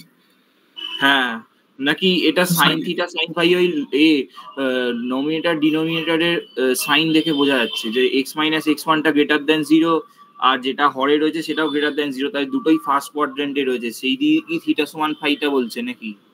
হ্যাঁ হ্যাঁ, তাই হবে। তুই এটা বললি যে x2 মাইনাস x এটাও তো গ্রেটার দ্যান 0, মানে এগুলো তো আমার সবকটাই গ্রেটার দ্যান 0 অনুযায়ী আমি দিয়েছি। হ্যাঁ হ্যাঁ হ্যাঁ, কারণ আমি তো এখানে যে মানে যেটা হচ্ছে আমার অরিজিন আমি ফিট করেছি এখানে, তো এই ক্ষেত্রে x2 টা হচ্ছে x এর থেকে বড়, আর x টা হচ্ছে x1 এর থেকে বড়। তাহলে আমার সাইন থিটাদের যেটা নিউমারেটর রয়েছে x মাইনাস x1, আর ডিনোমিনেটর আর সাইন ফাইতে নিউমারেটর রয়েছে x মাইনাস x, দুটোই হচ্ছে পজিটিভ। তাহলে থিটা আর ফাই দুটো পজিটিভ। বেশ, তো এবার যেটা হচ্ছে ফার্স্ট ল আমরা কি করে প্রমাণ করতে পারি না, যেটা হচ্ছে ধর এরকম দুটো স্ট্রেট লাইন আছে এপি আর পিবি, এগুলো পি পয়েন্টে ইন্টারসেক্ট করছে। তো এই দুটো স্ট্রেট লাইন যেটা হচ্ছে এপি আর পিবি, মানে ধর এরকম দুটো স্ট্রেট লাইন এপি আর পিবি এরকম যেটা যদি ইন্টারসেক্ট করে এই পয়েন্টে, তাহলে এটা তো সবসময় একটা প্লেনেই লাই করবে, তাই তো? লাই করা উচিত একটা প্লেন বরাবরই। তো আমার যে ধর দুটো স্ট্রেট লাইন ইন্টারসেক্ট করলে তাদের যে ইন্টারসেকশন পয়েন্টটা আর স্ট্রেট লাইন দুটো, সেটা তো একটা পয়েন্টেই থাকা উচিত। আর যেটা নরমালটা অভিলম্বটাও, হ্যাঁ ওটা নরমালটা থাকা উচিত। আমি বলছি কি করে থাকছে আর কি। তাহলে প্রথমে এটা আমরা দেখলাম যে এই এপি আর পিবি এবং পি পয়েন্ট, সেগুলো হচ্ছে আমার একটাই প্লেনে রয়েছে। তো এবার যেটা বলছি ফার্মাস প্রিন্সিপাল অনুযায়ী এপিবি যে পাথটা সেটা হচ্ছে মিনিমাম হবে। Light after reflection at P on the plane surface image should be minimum. তাহলে এপিবি পাথ যেটা সেটা মিনিমাম হবে, and this will happen when the point P on the reflecting surface image is such that the plane through APB becomes normal to the surface image. তাহলে এইটা হচ্ছে আমার important, যে যদি আমাকে এটা হচ্ছে আমার মানে এই এপিবি পাথ যে লেন্থটা সেটা যদি আমার মিনিমাম হতে হয়, তো সেটা মিনিমাম তখনই হবে, কখন হবে না, যদি এপিবি যে প্লেনে রয়েছে সেই প্লেনটা এমএস যে প্লেনটা তার সঙ্গে নর্মাল হয়। কেন নর্মাল না হয়, অন্য কিছু যদি হয়, মানে 90 ডিগ্রি অ্যাঙ্গেল না করে যদি ধর অন্য কোনো অ্যাঙ্গেল করে থাকে, তো সেক্ষেত্রে কিন্তু দেখ সেক্ষেত্রে কিন্তু আমার ওই এপিবি যে পাথটা সেটা কিন্তু আমার মিনিমাম হবে না। একমাত্র যদি শুধুমাত্র ওই এমএস এর সাথে এপিবি যে প্লেনে রয়েছে সেই প্লেনটা যদি, মানে ধর এখানে যে ছবিটা আমি এঁকেছি, ধর এইটা হচ্ছে এপিবি যে লাইনটা এই যে ড্র করে গেছে, এটা হচ্ছে এমএস। তো এটা যদি একমাত্র এই প্লেনটা মানে এপিবি যে প্লেনে রয়েছে এই প্লেনটা যদি শুধু একমাত্র এমএস এর উপর পারপেন্ডিকুলার হয়, তখনই কিন্তু আমরা ওই ফার্মাস প্রিন্সিপাল অনুযায়ী বলতে পারি যে ওই এপিবি যে লেন্থ পাথ লেন্থ সেটা কিন্তু আমার অপটিক্যাল পাথ লেন্থ সেটা আমার মিনিমাম হবে। কিন্তু এটা যদি কোনো একটা টিল্ট করে থাকে, মানে এটা 90 ডিগ্রি না হয়, যদি তোর 135 ডিগ্রি হয় বা ধর 75 ডিগ্রি হয়, সেক্ষেত্রে কিন্তু ওই ফার্মার প্রিন্সিপাল অনুযায়ী আমাদের কিন্তু এপিবি পাথ লেংথ যেটা সেটা কিন্তু মানে মিনিমাম এটা কিন্তু স্যাটিসফাই করবে না। তো সেই জন্যই আমরা এখানে বলছি যে এটা মিনিমাম হবে তখনই যদি যা point P on the reflecting surface MS is such that the plane through APB becomes normal to the surface MS. তো এই যে প্লেন যেটা যে এপিবি যে প্লেনটা রয়েছে সেটা হচ্ছে সারফেস মানে এমএস যে প্লেনটা রয়েছে তার সঙ্গে পারপেন্ডিকুলার। তো সেই প্লেনটা কিন্তু ওর নর্মালটাকে মানে যে নর্মাল যেটা টানা হয়েছে পিএন যে নর্মালটা, মানে ধর এখান থেকে যদি আমি এরকম নর্মাল টানি পিএন, তো এই প্লেনটা তাহলে মানে এই প্লেনটা তাহলে ওই পয়েন্ট তিনটে মানে এপিবি এই স্ট্রেট লাইনটাকেও কন্টেন করবে, আর এই পিএন যে অভিলম্ব যেটা সেটাকেও কন্টেন করবে। তো তার মানে এখান থেকে আমরা বলতে পারছি যে আমাদের যে আপতন মানে আপতিত রশ্মি, প্রতিফলিত রশ্মি এবং আপতন বিন্দুতে অঙ্কিত অভিলম্ব একই সমতলে থাকে। সেটা আমরা ফার্মার প্রিন্সিপাল থেকে আমরা প্রুভ করতে পারলাম। তো সেটাই হচ্ছে আমার ফার্স্ট ল অফ রিফ্লেকশন। বোঝা গেল তাহলে?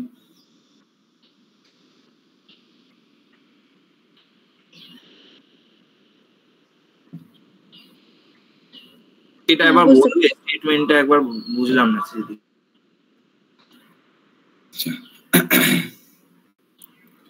দেখ, যেটা আমি বললাম যে ফার্মার প্রিন্সিপাল অনুযায়ী আমরা যেটা দেখি যে যে এপিবি যে প্লেনে রয়েছে, মানে এই যে প্লেনটা এপিবি যে প্লেনে রয়েছে সেই প্লেনটা কিন্তু এই এমএস প্লেনটার সাথে নর্মাল হতে হবে যদি এই এপিবি কে মিনিমাম হতে হবে।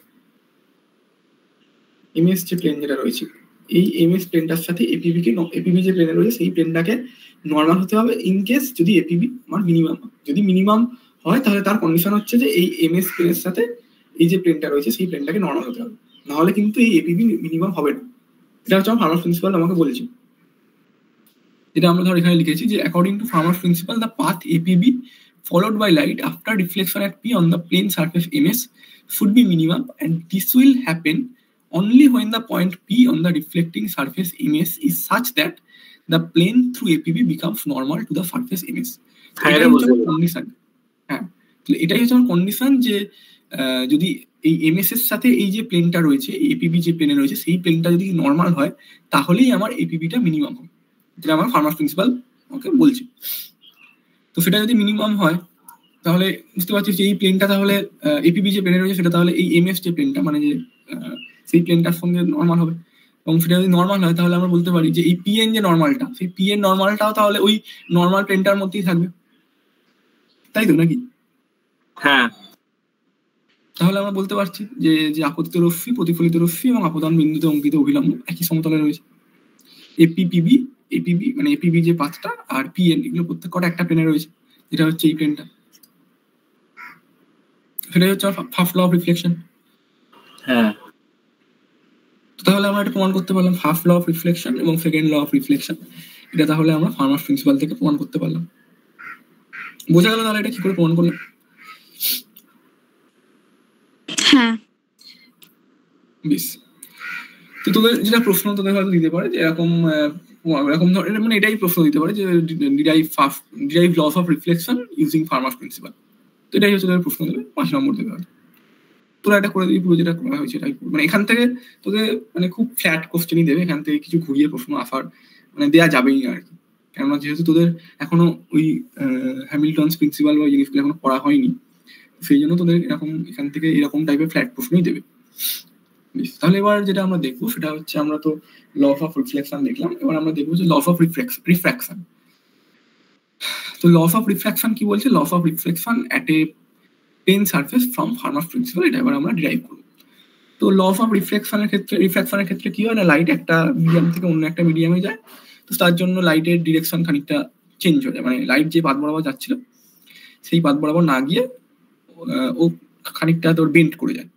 মানে যেটা হচ্ছে যে ছবিটা এরকম আঁকা হয়েছে, তোরা প্রত্যেকেই জানিস রিফ্লেকশন কি জিনিস, সেটা আমি আলাদা করে বলছি না। তো এবার এখান থেকে দেখ, এখান থেকে কি একটা জিনিস বুঝতে পারছিস যে এটা কিন্তু একটা রেয়ার মিডিয়াম, N1 যেটা সেটা হচ্ছে একটা রেয়ার মিডিয়াম, আর একটা হচ্ছে N2 যেটা সেটা হচ্ছে আমার ডেন্সার মিডিয়াম, তাই তো? কারণ এই ছবিটা থেকে বোঝা যাচ্ছে তো এটা। হ্যাঁ, লাইটটা এটা কি তো বোঝা যাচ্ছে। কি কেন কেন রেয়ার মিডিয়াম কেন ডেন্সার মিডিয়াম হচ্ছে এটা? কেননা বেন্ড করেছে এর দিকে নর্মালের দিকে, নর্মালের দিকে বেন্ড করেছে, ঠিক। তাহলে ডেন্সার মিডিয়াম হলে তোর যে লাইট রেটা সেটা নর্মালের দিকে বেন্ড করে যায়, সেটা আমরা জানি রিফ্লেকশনের ক্ষেত্রে। তার জন্য আমরা বলতে পারছি যে n2 গ্রেটার দ্যান n1। তাহলে এই হচ্ছে আমার কন্ডিশন, এটা আমি আগে থেকে জানি ছবিটা অনুযায়ী। তো আবার আমরা যেটা করবো এরকম, তো এইটা হচ্ছে আমার যে ইনসিডেন্স অ্যাঙ্গেল, এটা হচ্ছে রিফ্র্যাকশন অ্যাঙ্গেল θ1 আর θ2। তো আবার এখানে এই দুটো হচ্ছে একান্তর কোণ, তাহলে θ1 এটা তাহলে θ1, এটা হচ্ছে θ2। তো আমরা যেটা করবো যে এই এ পয়েন্ট বি পয়েন্ট এগুলো তো আমার ফিক্সড পয়েন্ট, যেমন আমি আগের ক্ষেত্রে রিফ্লেকশনে যেটা বলেছিলাম সেটাই একই রকম ভাবে রিফ্র্যাকশনের ক্ষেত্রেও হবে। তো এ আর বি যেহেতু ফিক্সড পয়েন্ট, তাহলে ওখান থেকে যদি আমরা পারপেন্ডিকুলার টানি যেটা হচ্ছে এ এম আর বিএস, তাহলে এই এম আর এস এই পয়েন্ট দুটো আমার ফিক্সড পয়েন্ট হবে। তো এম এর যে কোঅর্ডিনেট সেটা হচ্ছে x1 0, এস এর কোঅর্ডিনেট হচ্ছে x2 0, এম এস যেটা সেটা হচ্ছে আমার x2 - x1, সেটা হচ্ছে আমার ফিক্সড। তো এখানে যেটা ভেরিয়েবল সেটা হচ্ছে আমার এক্স, কেননা এই পি পয়েন্ট যেটা সেটা আমার যে কোনো জায়গায় হতে পারে এম আর এর মাঝখানে। তাহলে পি পয়েন্টের যে এক্স কোঅর্ডিনেট সেটা হচ্ছে আমার ভ্যারিয়েবল, তো সেটার রেসপেক্টে আমাকে টাইমটাকে এস্টিমেট করতে হবে, মানে ডিটি ডিএক্স ইকুয়াল টু 0 করতে হবে, একই রকম ভাবে যেটা আমরা রিফ্লেকশনে করেছিলাম। তো সেটা যদি আমরা করি, এই যে নর্মালটা যেটা রয়েছে তার লেন্থ হচ্ছে y2, এটা হচ্ছে y1, ঠিক আছে, এটা এগুলো সব গেল। তাহলে পিএম যেটা হবে, পিএমটা হচ্ছে x - x1 আর পিএস হচ্ছে x2 - x, যেমন আমরা আগে পেয়েছিলাম। তো এবার তাহলে যেটা টোটাল যে টাইম যেটা লাগছে এপিবি পাথ ট্র্যাভার্স করতে, তো এপিবি পাথ ট্র্যাভার্স করতে যে টাইম লাগছে সেটা হচ্ছে মানে integration n1 ds by c, মানে n1টা তোর যেহেতু কনস্ট্যান্ট সেটা বাইরে চলে আসবে। তাহলে অপটিক্যাল পাথ চাই না, তাহলে অপটিক্যাল পাথ যেহেতু, তাহলে তো n1 * ds বাই c হবে, যেহেতু n1টা কিন্তু কনস্ট্যান্ট সেই জন্য ওটা ইন্টিগ্রেশনের বাইরে চলে যাবে, হ্যাঁ n1 থাকবে। অপটিক্যাল পাথ যেহেতু ওই জন্য n1 থাকছে, এমনি পাথ হলে তো তোর ds হতো, যেহেতু অপটিক্যাল পাথ তার জন্য রিফ্র্যাক্টিভ ইন্ডেক্সটা আমার গুণ হবে। বেশ, তাহলে প্রথমটার ক্ষেত্রে হচ্ছে n1 by c integration a to p ds, আর দ্বিতীয়টার ক্ষেত্রে হচ্ছে n2 by c integration p to b ds। তাহলে এখান থেকে আমরা তো এপি আর পিএস যেটা লেন্থ সেটা তো আমরা বার করতে পারি। তো সেটা কত হবে, এপিটা কত হবে? √ওভার অফ x1 - x তার whole square plus y1 square, y1 square, ঠিক। আর x2 টা কত হবে? এই পিবিটা হবে হচ্ছে square root of x2 - x তার whole square plus y2 square. তো এগুলোই আমরা লিখেছি, x2 - x whole square plus y2 square, x - x1 whole square plus y1 square. তাহলে আমরা টিতে এটা বসিয়ে দিলাম, টাইম যেটা লাগছে এপিবি পাথ ট্র্যাভার্স করতে যে টাইম লাগছে সেটা আমরা পেয়ে গেলাম। তো আমাকে যেটা করতে হবে আবার একই রকম জিনিস, যে আমাকে যেটা হচ্ছে ডিটি ডিএক্স কে আমাকে 0 করতে হবে। যদি আমার যে টাইম যেটা লাগে সেটা যদি আমার এক্সট্রিমাম হতে হয়, তাহলে আমাকে ডিটি ডিএক্স কে 0 হতে হবে। ডিটি ডিএক্স 0 মানে হচ্ছে আমার এটা, ডিটি ডিএক্স 0 মানে হচ্ছে এটা n1 x - x1 by square root of x - x1 whole square plus y1 square equal to এটা। তো এবার আমরা আবার যদি একই রকম ভাবে sin θ1 sin θ2 যদি আমরা ক্যালকুলেট করি, তাহলে আমরা এরকম পাবো একই রকম। এটা মানে রিফ্র্যাকশন আর রিফ্লেকশন একই রকম জিনিস, শুধু তোর ওই রিফ্র্যাক্টিভ ইন্ডেক্স গুলো জাস্ট আলাদা হবে। এই হচ্ছে ব্যাপার, মানে প্রথমটার ক্ষেত্রে মানে থিটা অ্যাঙ্গেলের যে ব্যাপারটা সেটার ক্ষেত্রে রিফ্লেকশন এবং রিফ্র্যাকশন দুটোই প্রায় একই রকম জিনিস, শুধুমাত্র যেহেতু মানে রিফ্র্যাক্টিভ ইন্ডেক্সটা আলাদা, সেই জন্য এখানে যেটা স্নেলস ল আছে, স্নেলস ল আমরা এখান থেকে পেয়ে যাচ্ছি n1 sin θ1 equal to n2 sin θ2। তাহলে এটা আমরা স্নেলস লটা আমরা ডিরাইভ করতে পারলাম, মানে sin θ1 by sin θ2 equal to n2 by n1, মানে 1/2 এরকম কিছু হবে। sin থিটা কি বলি, sin θ2 by sin θ1 equal to n1 by sin θ1 by sin θ2 sin θ1 by n1 equal to n2 by n1, হ্যাঁ n2 বাই n1 কি 1/2 n2 by n1 সমান 1 আচ্ছা আচ্ছা আচ্ছা, হ্যাঁ 1/2 বা 1 n2 বলতে পারিস, যেহেতু আমরা এখানে n দিয়ে ডিরাইভ মানে n দিয়ে লিখছি আর কি, রিফ্র্যাক্টিভ ইন্ডেক্সটা 1 n2 বলা যাবে, হ্যাঁ সেরকম বলতে পারিস, অসুবিধা কিছু নেই। কিন্তু সাধারণত স্নেলস লটা আমরা এইভাবে লিখি n1 sin θ1 equal to n2 sin θ2 বা μ1 sin θ1 ইকুয়াল টু μ2 sin θ2, যেটা তুই বলবি। তো এটা হচ্ছে আমার স্নেলস ল এর ফর্ম। তাহলে স্নেলস লটা আমরা এখানে ডিরাইভ করতে পারলাম। তো এবার এখান থেকে তুই বুঝতে পারছিস যদি আমার রিফ্লেকশনের ক্ষেত্রে কি হচ্ছিল, রিফ্লেকশনের ক্ষেত্রে আমার n1 আর n2 দুটোই সেম ছিল, তাহলে n1 n2 ক্যান্সেল হয়ে যাচ্ছিল, n1 আর n2 দুটোই সেম ছিল, যেহেতু সেগুলো ক্যান্সেল হয়ে যাচ্ছিল, তাহলে sine theta 1 equal to sine theta 2, মানে থিটা 1 ইকুয়াল টু থিটা 2 পাচ্ছিলাম। এটা হচ্ছে আমার রিফ্লেকশনের ক্ষেত্রে।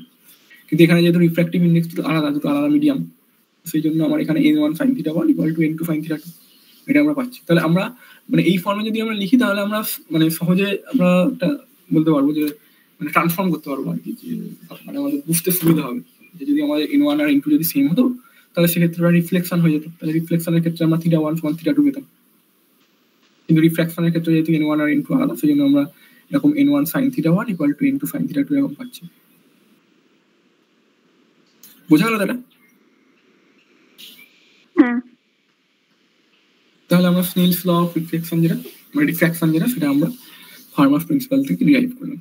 আর তারপরে যেটা রয়েছে ওই যেটা হচ্ছে ফার্স্ট ল অফ রিফ্র্যাকশন, সেটাও একই রকম। যেমন ফার্স্ট ল অফ রিফ্লেকশন, সেটার ক্ষেত্রে যেমন আমরা বলেছিলাম যে সেই একই রকম আর্গুমেন্ট, মানে তুই যদি রিফ্লেকশনটা পড়িস, মানে যে কোনো একটা যদি পড়িস ভালো করে, তাহলেই তুই আর একটা করতে পারবি। শুধু তোকে মাথায় রাখতে হবে যে রিফ্লেকশনের ক্ষেত্রে মিডিয়াম দুটো সেম হবে, তার জন্য আমার n1 n2 equal to n, তাহলে ওইগুলো থাকবে না। কিন্তু রিফ্র্যাকশনের ক্ষেত্রে যেটা n1 আর n2 দুটো আলাদা, তার জন্য আমাকে এরকম n1 মানে স্নেলস লটা আসবে আর কি। তো এখানে কি যেটা লেখা হয়েছে যে two straight lines AP and PB intersecting at P will always lie in one plane. সেটা আমরা প্রথমে যেটা বলেছিলাম যে এপি আর পিবি যদি এরকম হয়, তাহলে তো এপি পিবি আর পি এগুলো সব কটা একই প্লেনে থাকবে। তো আবার ফার্মাস প্রিন্সিপাল অনুযায়ী আমরা বলতে পারি যে the path followed by refraction at P on the plane surface image should be minimum, and this will happen when the point P on the refracting surface is such that the plane through APB becomes normal to the surface image। মানে একই রকম যেটা আমরা বলছিলাম যে এই যদি ছবি হয় তাহলে এরকম হতে হবে। এটা তো তোর ধর, এটা তো আচ্ছা, এটা তো আমি এর ক্ষেত্রে রাখলাম, এটা রিফ্লেকশনের ক্ষেত্রে রাখলাম। রিফ্র্যাকশনের জন্য যে ছবিটা আমরা এখানে আছে, এখানে ছবিটা আছে, তো সেটা যদি হয় তাহলে আমাকে যেটা হতে হবে যে এই এপিবি যে প্লেনটা রয়েছে, সেই প্লেনটা কিন্তু এই এমএস এর যে প্লেন যেটা, সেই এমএস প্লেনটার সাথে নর্মাল হতে হবে। একই রকম আর্গুমেন্ট যেটা আমরা রিফ্লেকশনের ক্ষেত্রে বলেছিলাম। যদি আমাকে এই এপিবি পাথটাকে মিনিমাম হতে হয়, তার জন্য আমাকে ওই এপিবি যে প্লেনে রয়েছে সেই প্লেনটাকে ওই এমএস যে প্লেনটা রয়েছে তার উপর পারপেন্ডিকুলার হতে হবে বা নর্মাল হতে হবে। সেটাই আমরা লিখেছি। কি বলছি, the this plane must contain the normal PN. তাহলে ওটা যদি নর্মাল হয়, এপিবি যে প্লেনটা রয়েছে সেটা যদি এমএস এর উপর এমএস এর সাথে নর্মাল হয়, তাহলে এমএস এর যে নর্মাল পিএন সেটা তো তাহলে ওই নর্মাল প্লেনটার মধ্যেই থাকবে, তাই তো? হ্যাঁ। তাহলে সেটাই আমরা পেলাম যে incident ray AP, refracted ray PB and the normal PN to the surface at P will always lie in one plane. সেটা হচ্ছে ফার্স্ট ল অফ রিফ্র্যাকশন। তাহলে first law of refraction, first law of reflection, এগুলো তো argument same, পুরো same. আর যেটা ব্যাপার হচ্ছে যে সেকেন্ড ল অফ গুলোর ক্ষেত্রে, সেকেন্ড ল গুলোর ক্ষেত্রে যেটা তোকে মাথায় রাখতে হবে যে রিফ্লেকশনের ক্ষেত্রে তোর মিডিয়াম হচ্ছে সেম। তাহলে আমার সেক্ষেত্রে যেটা আমরা যদি আমরা যদি এরকম ধরে নিই যে আমার জেনারেল হচ্ছে, আমার স্নেলস লটা হচ্ছে আমার general form, n1 sin θ 1 equal to n2 sin θ 2, সেটা হচ্ছে রিফ্র্যাকশনের ক্ষেত্রে। তো এবার যদি রিফ্লেকশন হয় তাহলে আমার n1 R n2 same, n1 n2 equal to 1, তাহলে ওইগুলো n1 n2 আমার ক্যান্সেল হয়ে গেল। তাহলে পড়ে রইল sin θ 1 ইকুয়াল টু sin θ 2, মানে θ 1 ইকুয়াল টু θ 2, বা আমরা ওখানে যেটা θ ফাই দিয়ে লিখছিলাম, তাহলে θ ইকুয়াল টু ফাই, যেটা হচ্ছে আমার ফার্স্ট ল অফ রিফ্লেকশন, এই সেকেন্ড ল অফ রিফ্লেকশন। তাহলে আমরা second law of reflection, second law of reflection, first law of reflection, first law of refraction, এগুলো আমরা প্রত্যেক কটা ফার্মাস প্রিন্সিপাল থেকে ডিরাইভ করতে পারলাম। এগুলো কি বোঝা গেল তাহলে? হ্যাঁ, আর একটা জিনিস যেটা তোদের মাথায় রাখতে হবে যে মানে আমি যেটা আগে বলছিলাম যে তোদের সিলেবাসে শুধুমাত্র এই হোমোজিনিয়াস মিডিয়াম, যেখানে যে তোর রিফ্র্যাক্টিভ ইন্ডেক্সটা হচ্ছে কনস্ট্যান্ট, সেই জিনিসগুলোই তোদের সাধারণত কনসিডার করতে বলেছে। তো সেই জন্য এখানে যে এক্সাম্পল দুটো দেওয়া রয়েছে সেইগুলো কিন্তু হোমোজিনিয়াস মিডিয়ামের ক্ষেত্রে, মানে এনটা হচ্ছে কনস্ট্যান্ট। কিন্তু এবার ধর এনটা যদি কনস্ট্যান্ট না হয়, এনটা যদি কোনো একটা ভেরিয়েবল এক্স এর উপর যদি ডিপেন্ড করতো, তাহলে ইন্টিগ্রেশনের বাইরে বার করতে পারতাম না। তো ইন্টিগ্রেশনের বাইরে বার করতে পারতাম না, তাহলে এই ইন্টিগ্রেশনটার মধ্যে এক্স রাখতে হতো আর কি। তাহলে এক্সট্রা ধরে আমাকে যে ইন্টিগ্রেশন যেটা আসতো সেটা আমার করে দেখতে হতো কি আসতো। সেটা একটু কঠিন হতো আর কি। কিন্তু যেহেতু তোদের এখানে কিছু মানে তোদের সিলেবাসে কিছু লেখা নেই, বা তোদের আগের বারের কোশ্চেনেও দেখেছি যে এরকম তোদের সব দেয়নি, মানে যে এরকম নন হোমোজিনিয়াস ইনহোমোজিনিয়াস মিডিয়াম, বা এখানে রিফ্র্যাক্টিভ ইন্ডেক্স হচ্ছে ভেরিয়েবল এর সাথে, তো সেরকম কিছু প্রবলেম যেহেতু তোদের দেয়নি, তো আমি এটা ধরে নিচ্ছি যে তোদের শুধুমাত্র হোমোজিনিয়াস মিডিয়ামের জন্যই বলা হয়েছে। তো এই হচ্ছে তোদের তাহলে হোমোজিনিয়াস মিডিয়ামের জন্য যে লস অফ রিফ্লেকশন আর লস অফ রিফ্লেকশন আমরা প্রুফ করতে পারলাম। তো এটা কি তাহলে আজকে যে মানে যেটুকু বললাম সেখান থেকে কি কোনো অসুবিধা আছে? দাদা বলছি ওই জন্যই আমরা যখন ছোটবেলায় প্রতিফলন প্রতিসরণ কাকে বলে পড়তাম তখন লিখতাম সমসত্ব স্বচ্ছ মাত্রার মধ্যে দিয়ে আলো প্রস্তুতি দিতে, মানে ওই কারণেই বলা হতো হোমোজিনিয়াস। কেননা এখানে যদি ইনহোমোজিনিয়াস হয় তাহলে তোর তো মানে এই জিনিসটা আসবে না হয়তো, কেননা এখানে তোর তো তুই এখানে তো ইন্টিগ্রেশন করার দরকার পড়ছে, তুই একবারে এখান থেকে দেখে ছবি থেকেই দেখে বুঝতে পারছিস। কিন্তু এটার ক্ষেত্রে যেটা মানে আসলে টিএফটা কি, এটার ক্ষেত্রে টিএফটা তো আসলে হচ্ছে square root of DX square plus DY square, তাই তো? এটা হচ্ছে আসলে ডিএস কার্টেসিয়ান কোঅর্ডিনেটে।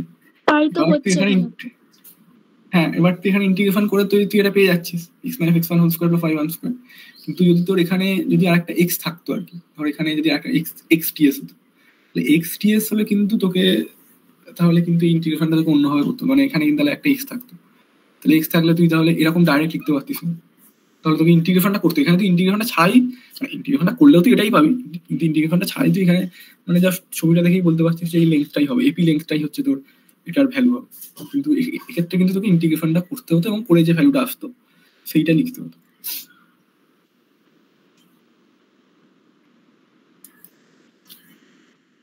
বুঝা গেল?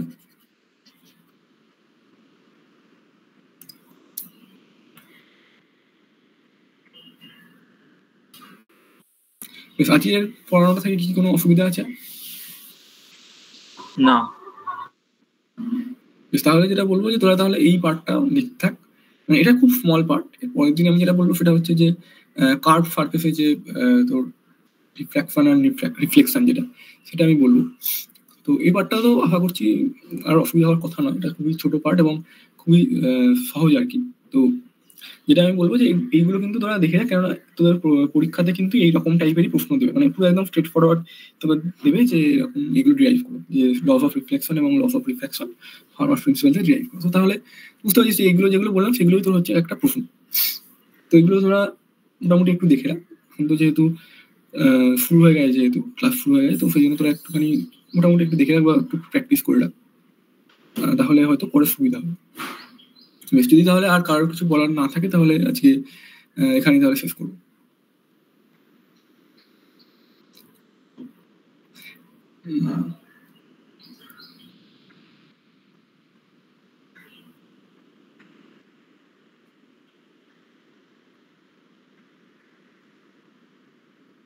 বেশ, তাহলে যদি কারোর কিছু বলার না থাকে তাহলে তোরা লিভ করতে পারিস।